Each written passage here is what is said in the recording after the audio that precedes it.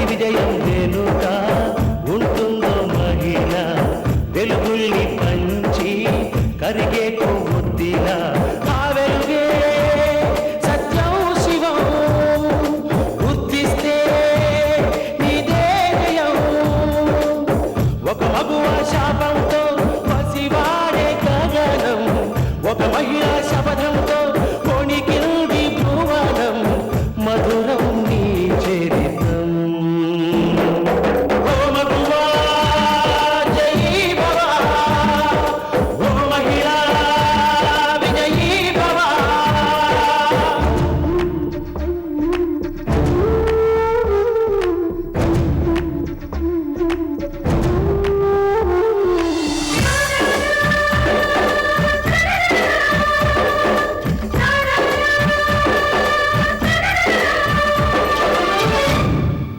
ఒట్టి మాటతో ఒక్కనాటికి రాదు రాదు జయము చిత్తశుద్ధితో చెమట ఊచితే అందదా విజయము పిడుగురాలిన అడుగు ముందుకు వేయుడే ధైర్యము మనసు చూపిన మార్గ మొదలక సాగని పయనము అంతులేనిది నీ సహనము సాటి లేనిది నీ త్యాగము బతుకు బాటలో ఎన్ని వెతుకులాటలో మలుపు మలుపున ఎన్ని ఆటుపోటులో గెలుపే నీ ధ్యేయం సాహసమే నీ ఆయుధం సాధించే నీ ఆశయం సాహసమే నీ ఆయుధం సాధించే నీ ఆశయం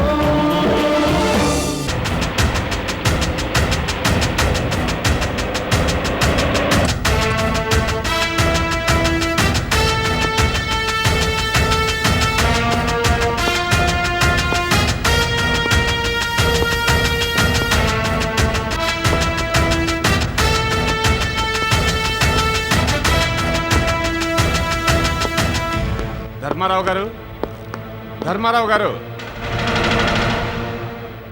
ధర్మారావు గారు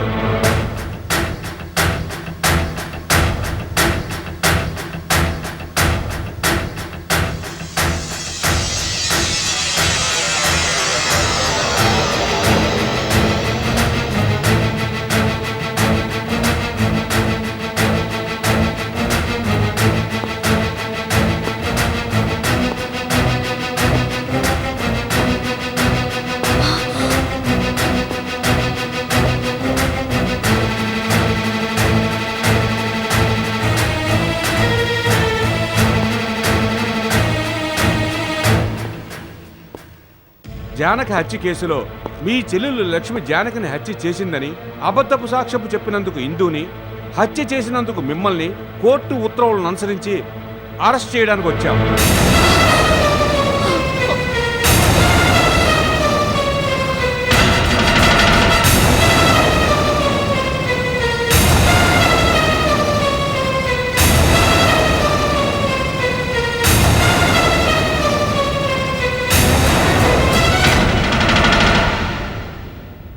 ధర్మారావు గారు మీ ఇద్దరు వస్తారా?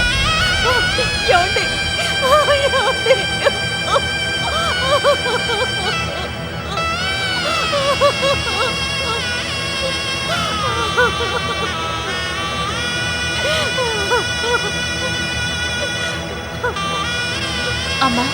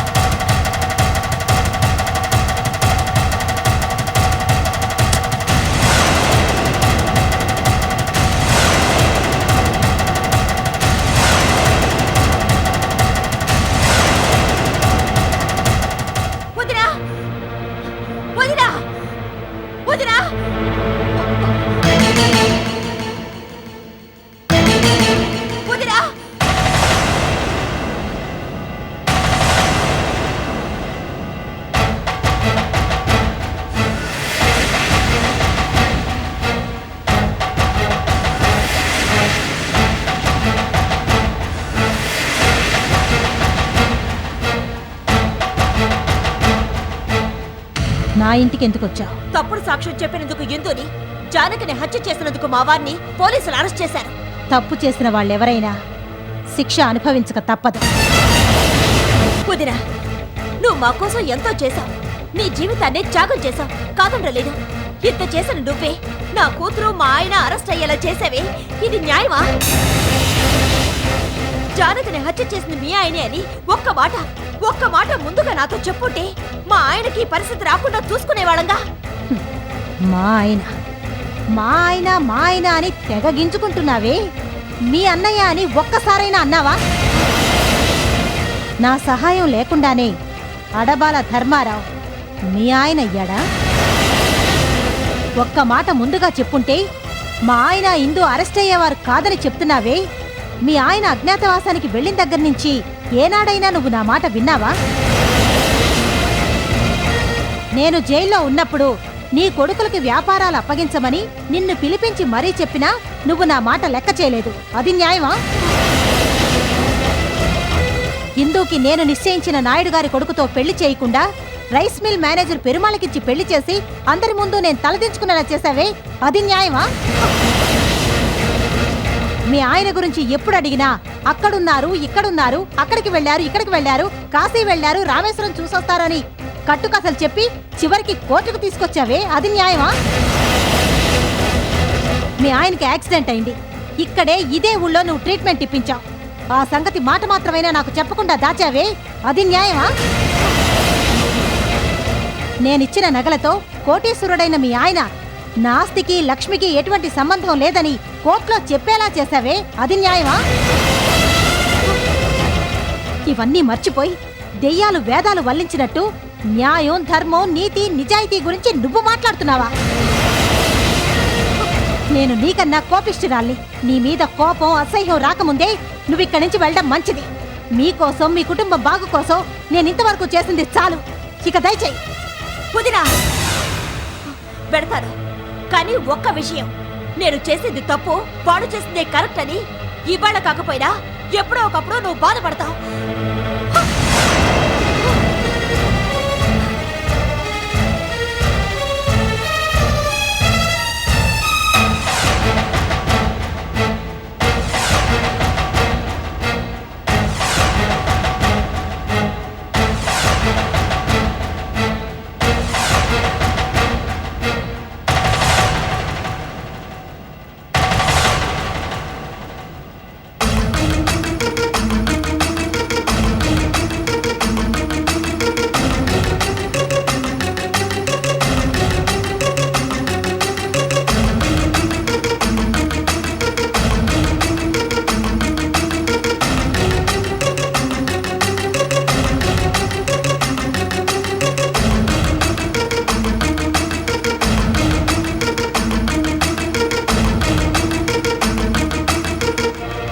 చూశావా లక్ష్మి ఆ శాంతి పొగరు? తప్పంతా నీదేనట, వాళ్ళు చేసింది రైట్ అట. నువ్వు నిలదీసి కడిగేసినా కూడా తన తప్పు ఒప్పుకుందేమో చూశావా? వదినా, జరిగిపోయింది ఏదో జరిగిపోయింది, మీ అన్నయ్యను నువ్వే కాపాడాలి అని చెప్పి కాళ్ళా వేళ్లాపడి బతిమాలాల్సింది పోయి నిన్నే నిలేస్తుందా? చూడు లక్ష్మి, నీ సహనాన్ని మంచితనాన్ని చేతకానితనంగా భావించి నిన్ను బాధపెట్టి అవమానించిన వాళ్ళు ఎవరైనా సరే, ఎంతటి వాళ్ళైనా సరే నువ్వు లెక్క చేయడానికి వీల్లేదు. ఈ మండపాక లక్ష్మిలో మరొక లక్ష్మి దాగుందని చెప్పి నువ్వు నిరూపించాలి. అప్పుడే నీకు మర్యాద, గౌరవం.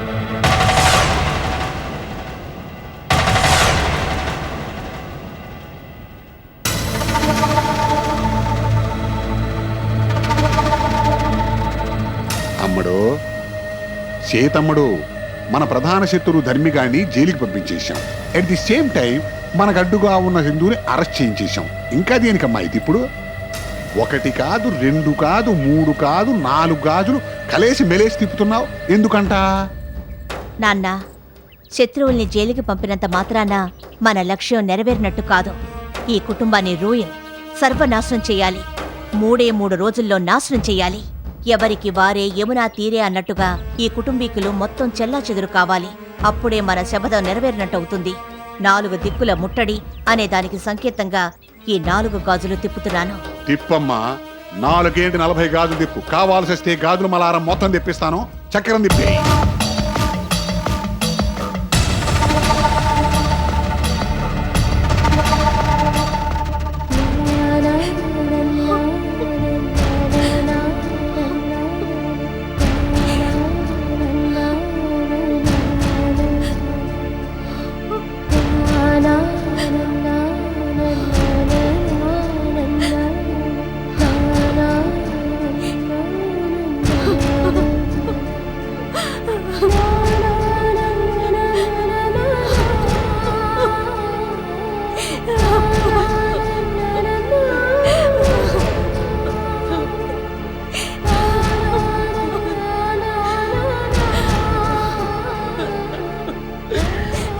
శాంతి,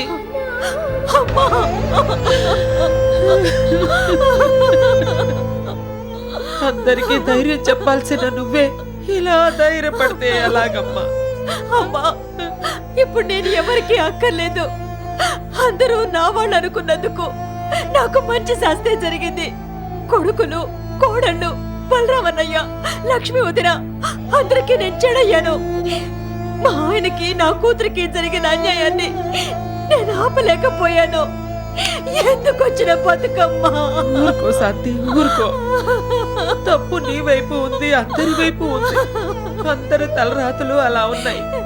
కొడుకులు, కోడళ్ళు, మనవలు, మనవరాళ్లతో ఈ కుటుంబం బాగుండాలని ఎంతో ఆశపడ్డావు, ఎంతో చేశావు. అల్లుడు గారు కూడా ఎంతో చేశారు. కానీ పరిస్థితి చేయి జారిపోయిందమ్మా. ఇంత జరిగాక కొడుకులు, కోడళ్ళు నీ మాట వింటారా? వినరమ్మా, వినరు. మా వాటా మాకేమని గొడవ చేసి తీసుకొని ఎవరి దారి వాళ్ళు చూసుకుంటారు. చివరికి మిగిలేది మన ఇద్దరమేనమ్మా. ఒకరినొకరు చూసుకుంటూ, ఒకరినొకరు ఓదార్చుకుంటూ, కన్నీళ్లతో కాలక్షేపం చేయడమే మనకి రాసి పెట్టినట్టు ఉంది. అనుభవించక తప్పదమ్మా, తప్పదు. అమ్మా,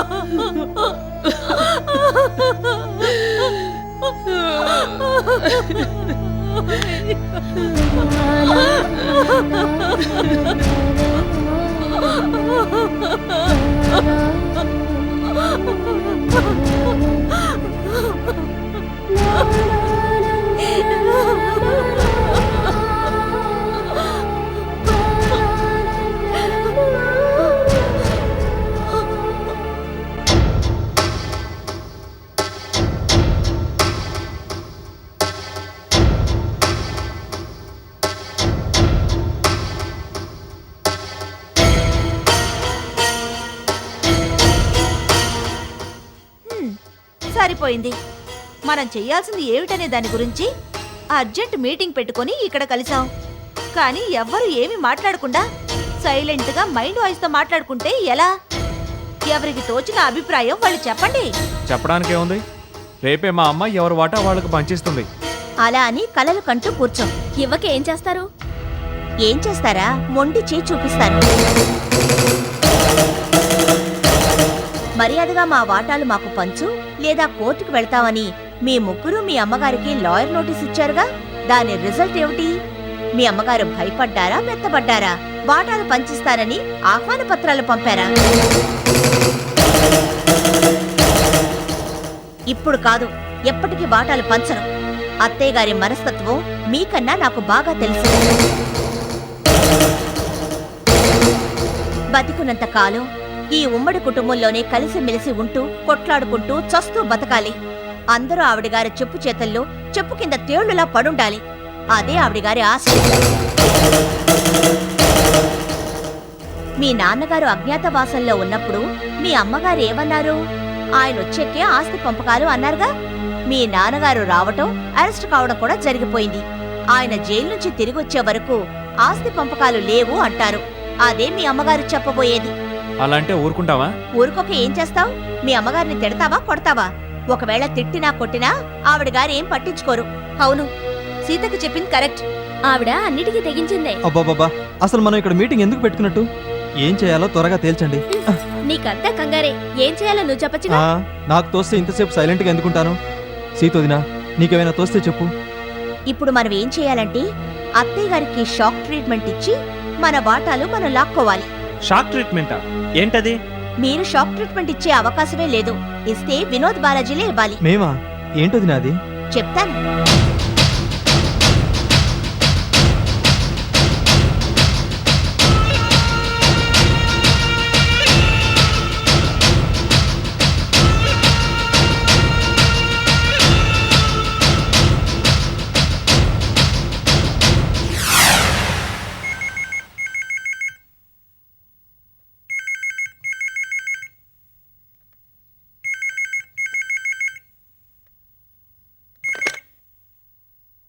హలో మేడం, నేను ఫైనాన్స్ కంపెనీ మేనేజర్ని మాట్లాడుతున్నాను. వినోద్ గారు ఫైనాన్స్ కంపెనీ క్లోజ్ చేశారు మేడం.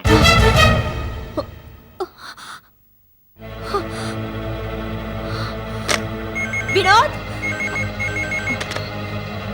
హలో మేడం, నేను గార్మెంట్ మేనేజర్ మాట్లాడుతున్నాను. బాలాజీ గారు ఎక్స్పోర్ట్ కంపెనీని క్లోజ్ చేశారు మేడం. తిరిగి ఓపెన్ చేసినప్పుడు కాల్ ఫార్ చేస్తాం, అప్పుడు వద్దురుగానే చెప్తున్నారు మేడం. ఈ సంగతి మీకు తెలుసో లేదో అని ఫోన్ చేశాం మేడం. సరే, నేను చూసుకుంటాను.